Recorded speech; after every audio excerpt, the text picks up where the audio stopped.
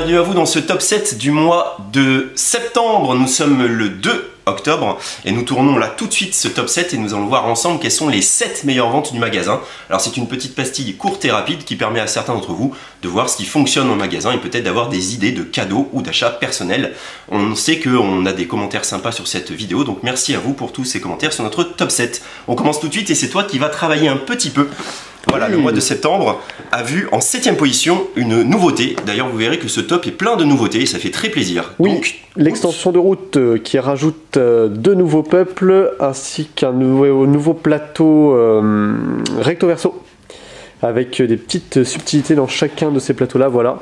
Ouais, on a les nouvelles factions et notamment en plus des factions, on a les versions mécaniques de chacun. Donc la Marquise des Chats, la Canopée, l'Alliance et le Vagabot.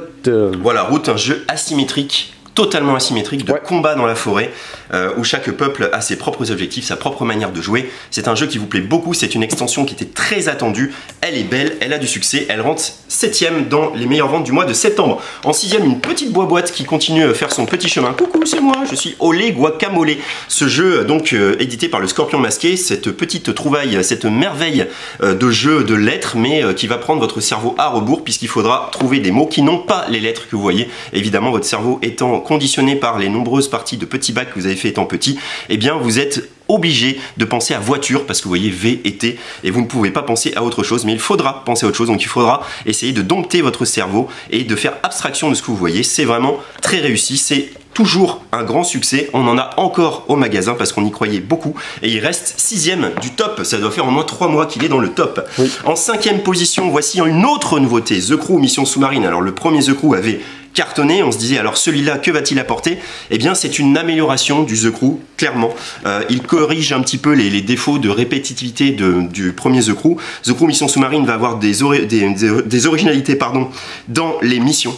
Les missions vont être sans arrêt différentes, elles vont tenir compte de plein de choses comme ne pas faire de pli, faire 2 plis à la suite, faire le dernier pli, qui vont vraiment changer votre manière de jouer et qui vont rendre moins répétitif vos parties, puisque quand vous échouez dans une mission, vous pouvez retenter la mission et ne plus du tout avoir les mêmes objectifs, et donc pourquoi pas avoir plus de chances de réussir la mission. The Crew Mission Sous-Marine, c'est donc une belote coopérative, c'est comme ça qu'on pourrait le décrire, et c'est un grand succès. Donc Thomas Singh a réussi à renouveler son expérience de jeu.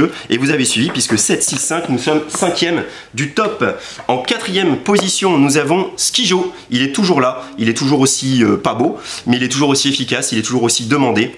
C'est vraiment le jeu de cartes intergénérationnel qui s'assoit petit à petit, qui remplace carrément le Uno même dans l'esprit des joueurs.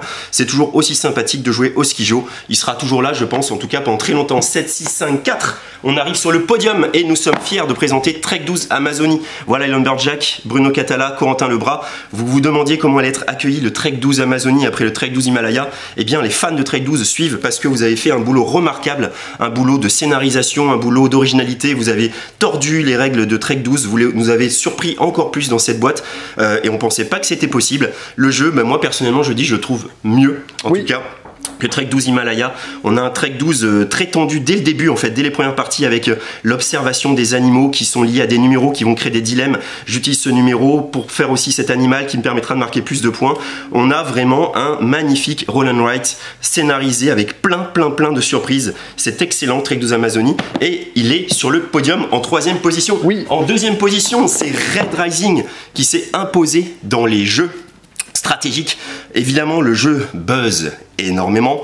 Évidemment, est-il à la hauteur de son buzz? Alors, il y a ceux qui aiment, comme toujours, et il y a ceux qui n'aiment pas. Et si vous aimez les jeux de combo, si vous aimez le côté minimaliste, si vous aimez faire la meilleure main de cartes, avec peu de cartes, avec des interactions entre toutes les cartes, avec plein de cartes, avec ce côté un petit peu, j'ai envie de dire, Jin Rami, mais très thématisé, évidemment, puisqu'on a une main de cartes, on échange des cartes pour faire des meilleures combinaisons.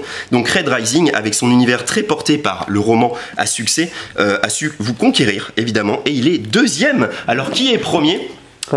Qui est premier? Forcément, Micro Macro, oui. Full House, Crime City. Voilà, micro-macro, c'est le principe de Où est Charlie, avec de l'enquête, avec ce côté Tenet. On va remonter le temps comme ça, suivre la personne et dire attends, regarde, là il était là, après il était là, après il était là, après il était là. Et donc essayer de répondre aux questions que vous pose le jeu. C'est de l'enquête, ça demande de la curiosité, ça demande de l'imagination, ça demande aussi de la déduction. Il n'y a pas que de l'observation, il y a aussi de la déduction, parce que si vous ne faites qu'observer, vous allez perdre beaucoup de temps, mais si vous déduisez, vous allez peut-être aussi trouver plus rapidement ce que vous recherchez, ce que vous demande de chercher la carte. Voilà, ce top 7 est fini. On est très pressé parce qu'en fait on ouvre dans 2 minutes. Et oui. Et Fanny tape depuis 5 minutes à la porte parce qu'on a eu un petit problème avant de l'éditer, ce top 7, donc navré de cette rapidité. Alex, tu filmes les tranches des 7 gagnants du mois de septembre. Moi, je suis très content de ce top. Il y a vraiment de tout. Il y a du jeu expert, il y a du jeu familial, il y a du jeu très expert avec des extensions comme The Route. Il y a des belles surprises comme Trek 12 Amazonie qui s'installent à nouveau et ça fait bien plaisir parce que c'était un risque aussi de ressortir une deuxième boîte.